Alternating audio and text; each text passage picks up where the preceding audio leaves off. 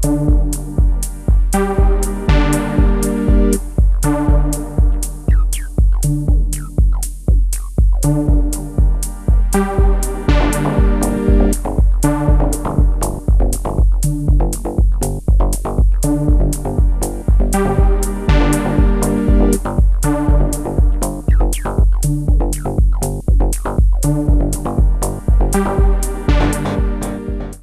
бүгдийн энэ өдрийн амгалан айлтгая. UBS телевизээр 14 хоног тутамд та бүхэнд хүрдэг хууль ба амьдрал нэвтрүүлгийн энэ удаагийн дугаар эхэлж байна. Өнөөдрийн сэдэв маань эрх зүйн зөрчил ба хууль зүйн хариуцлага гэсэн асуудлаар тавд ярилцах болно.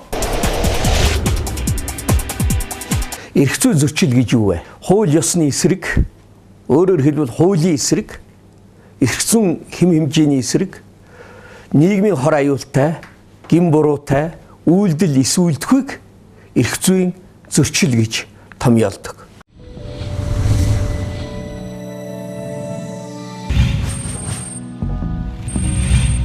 Хуулинд захирагддаггүй хүн түүний ариун хамгааллыг хүртэхгүй.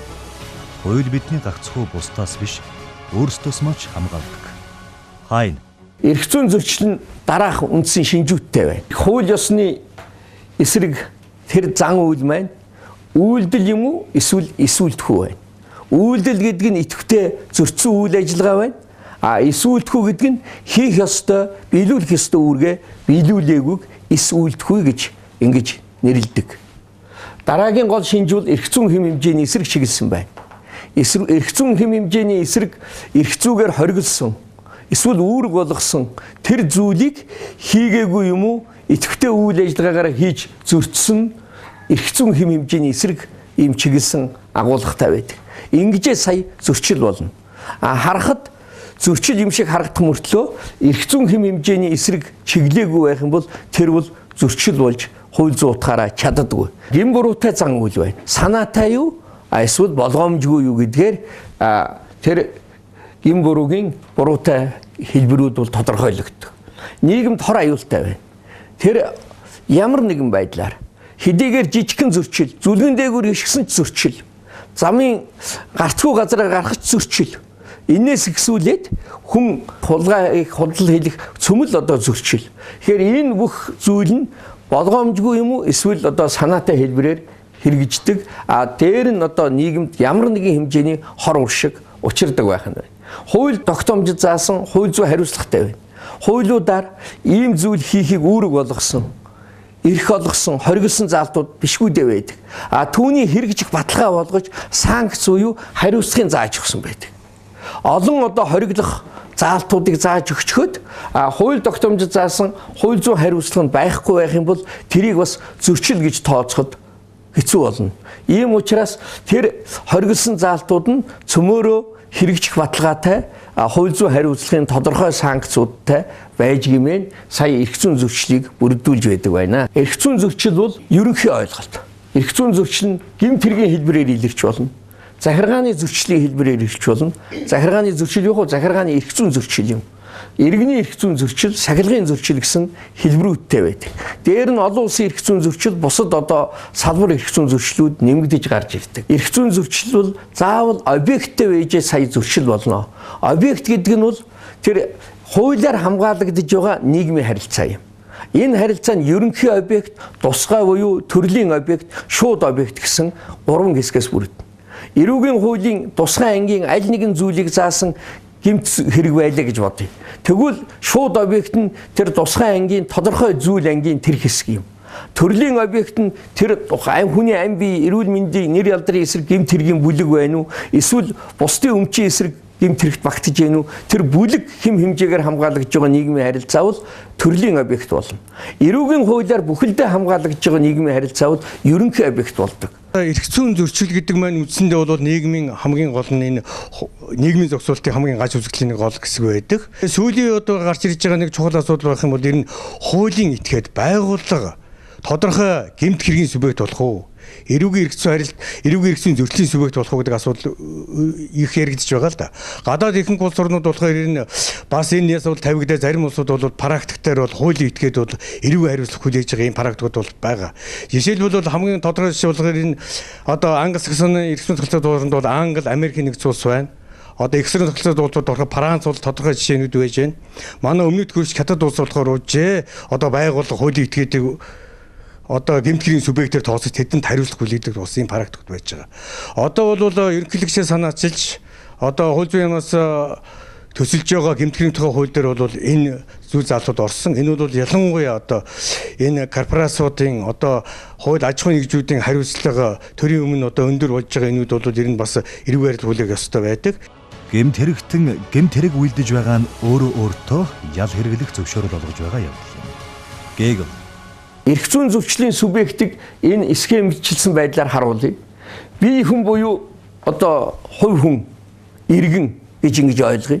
Энэ хүн бол гэмт хэрэг дээрч субъект нь болж байна. Захиргааны эрх зүйн зөрчилтэйч субъект нь болж байна. Иргэний эрх зүй, гэрээний эрх зүйч субъект нь болж байна. Сахилга албаны зөрчилж субъект нь болж чадаж байна. Байгууллага аж ахуйн нэгжийг бол хуулийн этгээд гэж бид ойлгодог. Энэ хуулийн этгээд буюу байгууллага бол гэмт хэрэг дээр бол хараахан бол субъект болж чадахгүй байна. Захиргааны эрх зүйн зөрчил дээр субъект болж байна. Иргэний эрх зүй, гэрээний эрх зүй дээр бол субъект болж байна. Сахилгын эрх зүйн зөрчил дээр бол субъект болохгүй байгууллага. За төр өөрөө бас одоо субъект болно.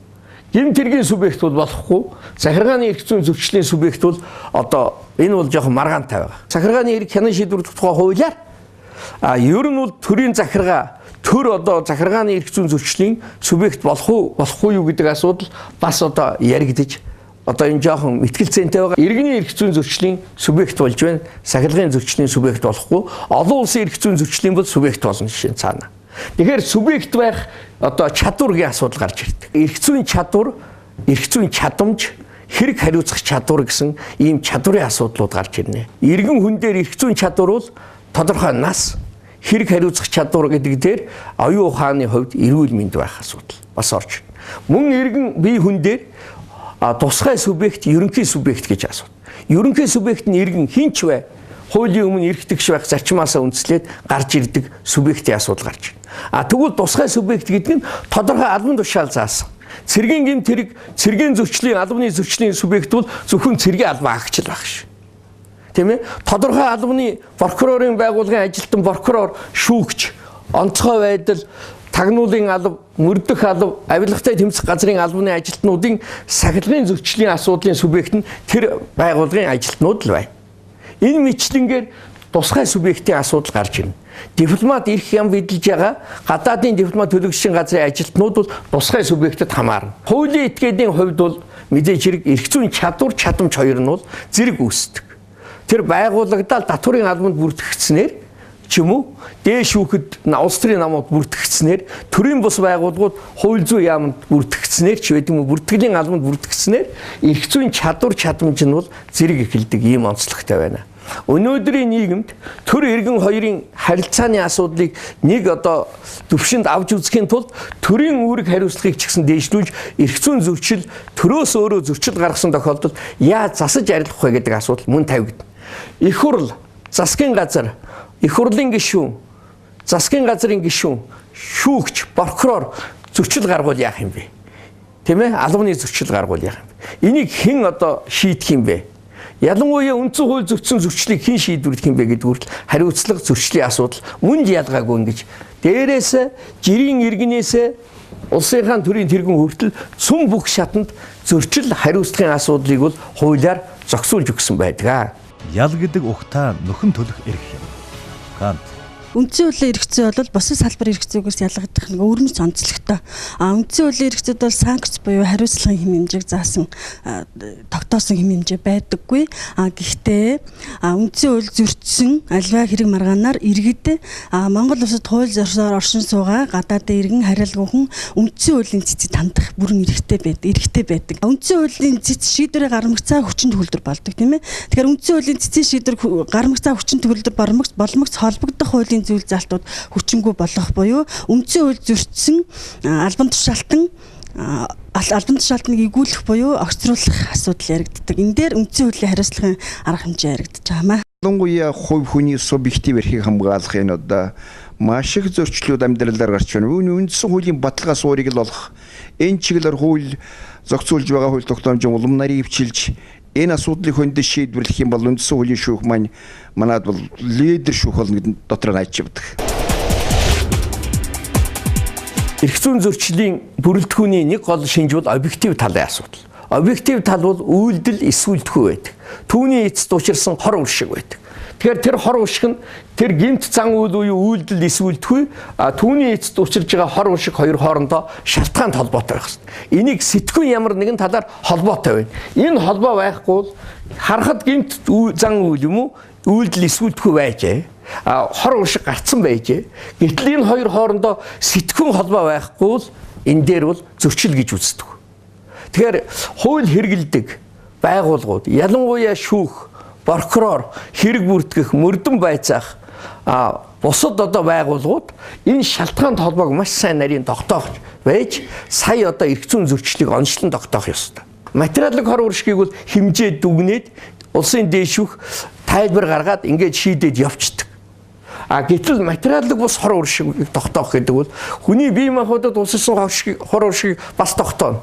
Нэр хүндэд учирсан хор уршиг бусад материалын бус хор уршгийг тодорхойлох гэдэг бол бас нарийн төвөгтэй үйл явц юм а гэж ингэж ойлгодог.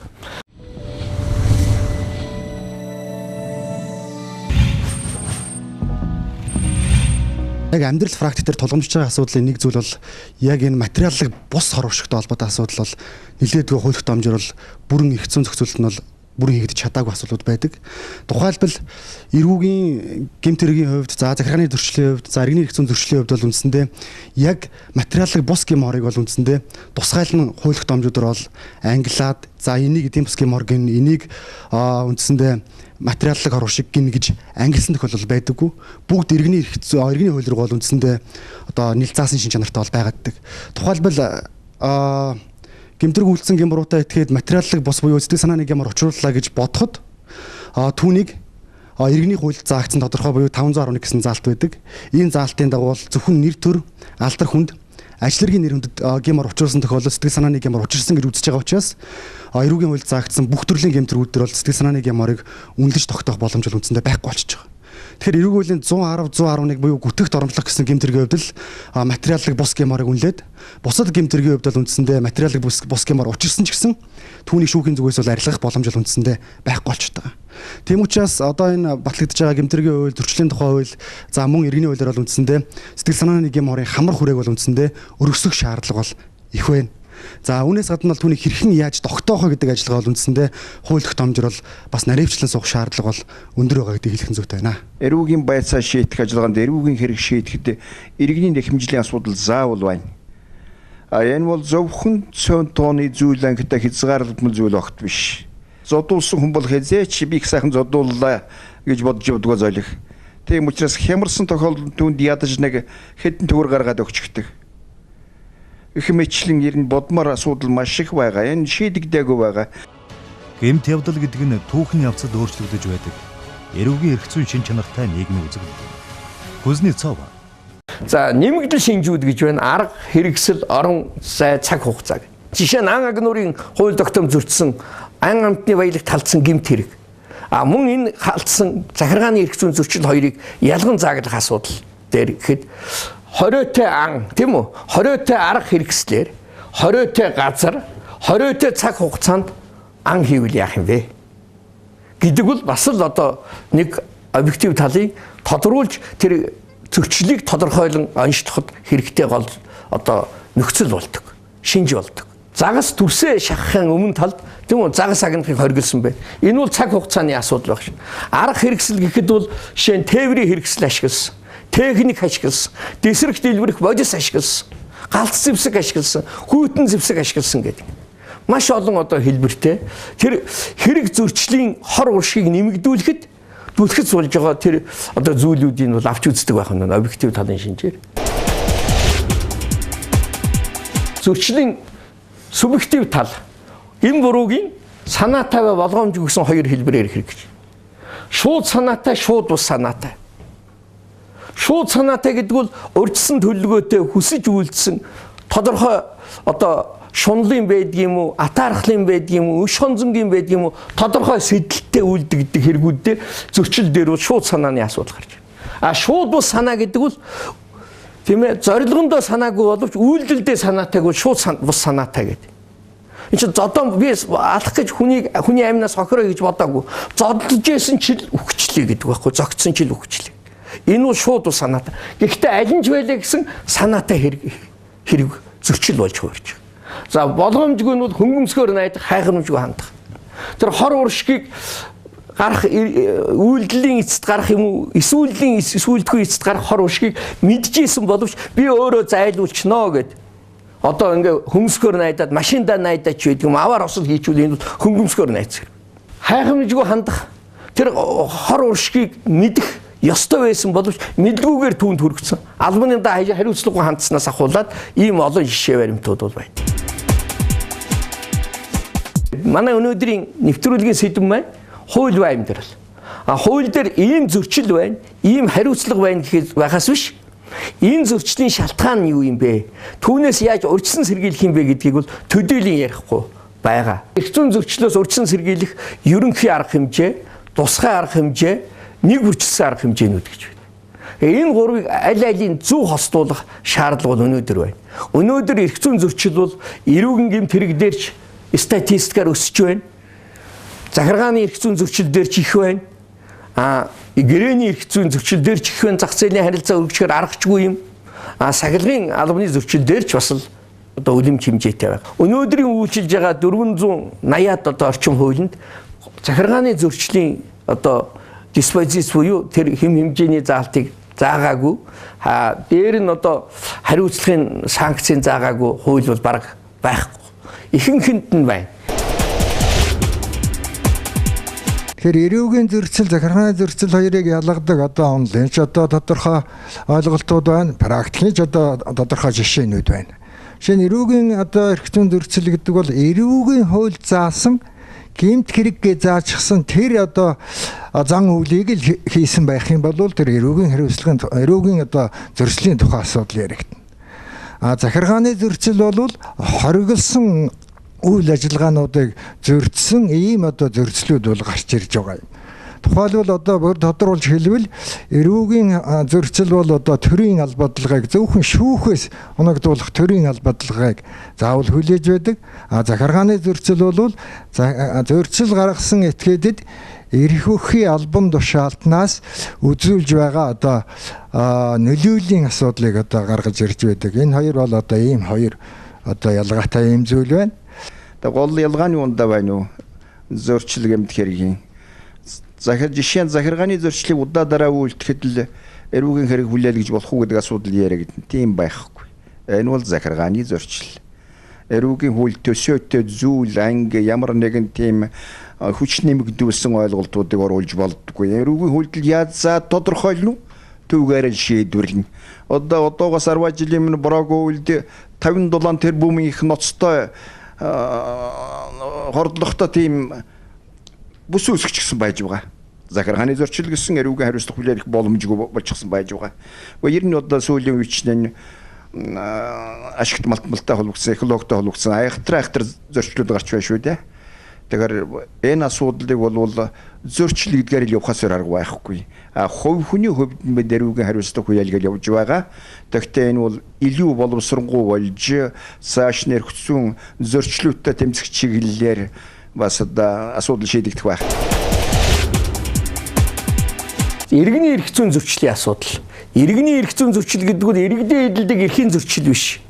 Худалдан авах гэрээ, зээлийн гэрээ, орон сууцлах хөлслөх гэрээ, хадгалалтын гэрээ, эрчим хүч ашиглах гэрээ гэд энэ олон гэрээний одоо хариуцлагын асуудал, зөрчлийн асуудал гарч ирдэг.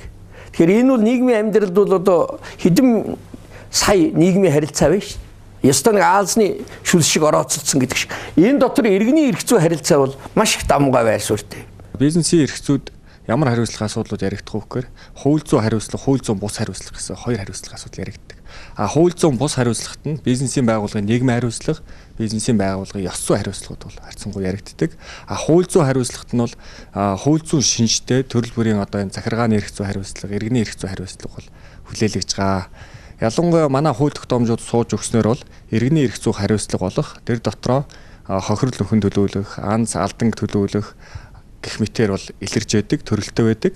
Харин захиргааны эрх зүйн хариуцлага нь болохоор бизнесийн хууль тогтоомжууд сууж өгснөөрөө нэгдүгээрт тусгаалan олгосон эрх хасах, хоёрдугаарт хууль бусаар олсон эд хөрөнгийг хураах, гуравдугаар торох гэсэн ийм гурван шийтгэлийн хэлбэрээр илэрдэг. Торохын дотроо бас гурван хэлбэрээр илэрч одоо хууль тогтоомжууд тарж байршсан байна. За ямар гурван хэлбэртэй байна гэхээр нэгдүгээрт тогтсон мөнгөнд нүгээр торгох. Жишээлбэл одоо 50-аас 250 мянган төгрөгөөр торгоно ч гэдэг юм. За хоёрдугаарт болохоор хөдөлмөр үйлсийн доод хэмжээ дүүцүүлэн торгох гэдэг. Жишээ нь хөдөлмөр үйлсийн доод хэмжээг тэдээс тэд дахин нэмсэн хэмжээгээр бизнесийн байгууллагыг торгоно гэдэг. За гуравдугаарт энэ гуравдугаарх одоо энэ торгуулийн шийтгэлийн хэлбэр бол нэлээ өвөрмөц Монгол улсад бол 10 ондны хууль нь сууж өгсөн байдаг. Энэ ямар торгуулийн хэлбэр вэ гэхээр бизнесийн байгууллагын борлуулалтын орлогын тодорхойгоор торгох гэдэг. Бизнесийн байгууллага тухайн зах зээлээс хэдий ч нэ мөнгө босгоно, хэдий ч нэ ашиг болно. Тэр хэмжээгээр яах нь торгуул өндөр шийтгэл хүлээж авах ёстой.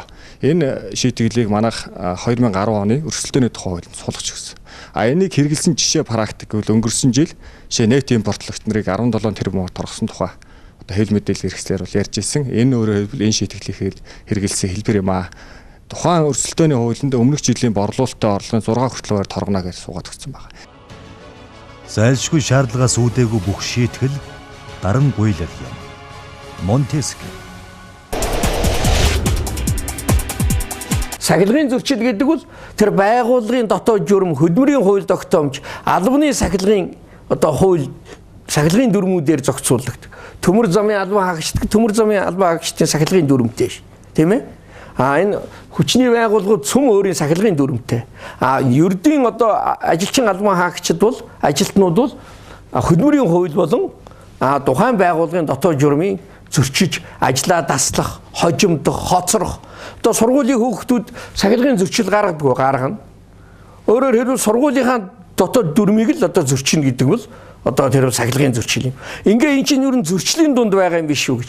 Тэгэхээр хүн болгон бага наснаас гэдэг шиг ерөөсөө бага наснаас зөрчил гаргахгүй л одоо тэр сургуулийнхаа дүрмийг, дотоод журмыг, дүрмийг, сурагчийнхаа дүрмийг биелүүлэхээс л эхлэх л одоо ёстой л болоод байгаа юм л да.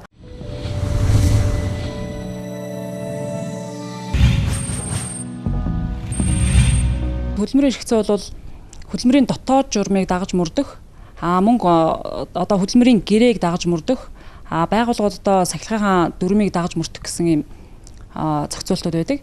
Өөрөөр хэлбэл хамгийн их гардаг зөрчлүүдийн хувьд бол хөдөлмөрийн эрх зүйд хөдөлмөрийн дотоод журмыг зөрчсөний улмаас гэдэг юм уу талууд хөдөлмөрийн гэрээний одоо эрх үүргүүдэд зөрчсөний улмаас зөрчлүүд маш ихээр бий болж байна. За өөрөөр хэлбэл үүнд ногдуулж байгаа хариуцлагын асуудлын хувьд бол сахилгын шийтгэлийн хэлбэрүүд байна.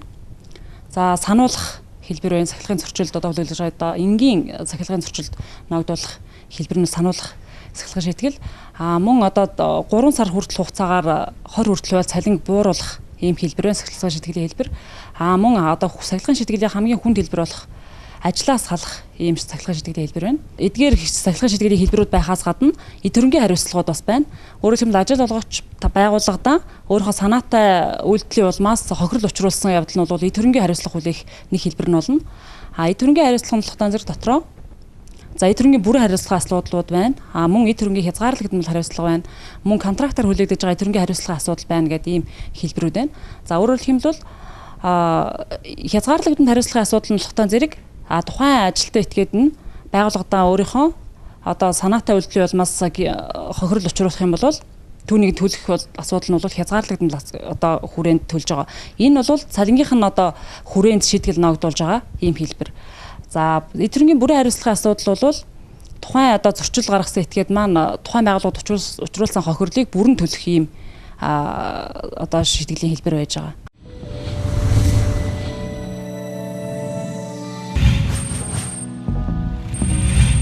Ямар эрх зүйн зөрчил байгаагаас шалтгаалаад захиргааны хариуцлага, эрүүгийн хариуцлага, иргэний эрх зүйн хариуцлага, сахилгын хариуцлага, бүр цаашлбал олон улсын эрх зүйн хариуцлага. Тэгээд бизнесийн эрх зүйн хариуцлагын тухай яриа болж. Сая бас үндсэн хуулийн эрх зүйн хариуцлагын тухай хөндөглөө. Олон улсын эрх зүйн асуудал өнөөдөр даяаршиж байгаа нийгэмд Монгол улсын нэгдсэн орсон олон улсын гэрээ конвенцууд их байна. Монгол улс үндсэн хуулиндаа нийцсэн л одоо олон улсын гэрээг дагаж мөрдөнө гэж үндсэн хуулиндаа заасан. Сүүлийн үед манайх олон улсын арбитрийн шүүхэд хандж байгаа, зарга маргаа явагдаж байгаа гэд маш олон асуудлууд одоо яригдж байна.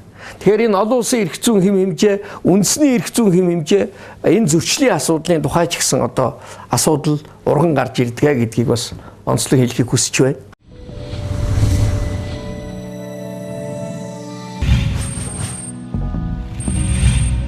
Бид бүхэн өнөөдөр хуулиа яавал зөрчил болдгийм бэ? Яаваараа гэмт хэрэг болчих гээд байгаа юм бэ гэдгээ маш сайн мэддэг байх нь чухал байна. Дээр нь энийг сахин биелүүлж зөрчилд холбогдохгүй байх талаар маш өргөн дэлгэр ажил зохион байгуулах шаардлагатай байна. Зөрчил гарсан, зөрчилд бол хариуцлага, хууль зүйн хариуцлага бол зайлшгүй байдаг. Ийм зарчим, ерөнхий зарчим байдаг. Хууль зүйн хариуцлагыг яг зөв оноож хэрэгжилж чадвал дараагийн том гэмт хэрэг зөрчил дахин гарахаас урьдчилан сэргийлэх тэг том нөхцөл нь болдог. Зөрчил хариуцлага зайлшгүй, зөрчилд хүлээлгэх хариуцлага зайлшгүй байж гэмээж нь Монгол улсад өнөөдөр хууль ёс, инэрэнгүй ёсны ялалт болдог. Инэрэнгүй ёс гэдэг бол зүгээр одоо толгойг нийлэхийг бол инэрэнгүй ёс гэж байгаа юм биш ээ. Өөрөөр хэлбэл хөндөгдсөн эрхийг сэргээн тогтоогоод буруутай этгээдэд хариуцлага хүлээлгэж ивэл энэ бол инэрэнгүй ёсны ялалт болдог. Тийм учраас хууль ёс, шударга ёс, зүй ёс, инэрэнгүй ёсонд нэг хэрэгжүүлэх гэвэл эрх зүйн зөрчлөө зөв онцлоод түүнд нь зайлшгүй хариуцлага хүлээлгэж ивэл Монгол улсад хүний эрх хэрэгчлөө эцсийн эцэст баталгаатай хангагдаж төр нийгэм амгалан тайван орших нөхцөл болно гэдгээр би энэ удаагийнхаа нэвтрүүлгийг өндөрлөж байна. 14 хоног тутамд үзэгчдэд хүрдэг хууль ба амьдрал нэвтрүүлгийн дараагийн дугаар маань эрчим хүчний хууль ба амьдрал, иргэний хууль ба амьдрал, гэр бүлийн хууль ба амьдрал, хөдөлмөрийн хууль ба амьдрал, ойн хууль ба амьдрал, ашигт малтмалын хууль ба амьдрал гэх мэтлэнгээр Монгол улсад үйлчилж байгаа хуулиуд амьдрал дээр хэрхэн хэрэгжиж байгаа юм цаашдаа яах юм бэ гэдэг асуудлаар өрнөх болно.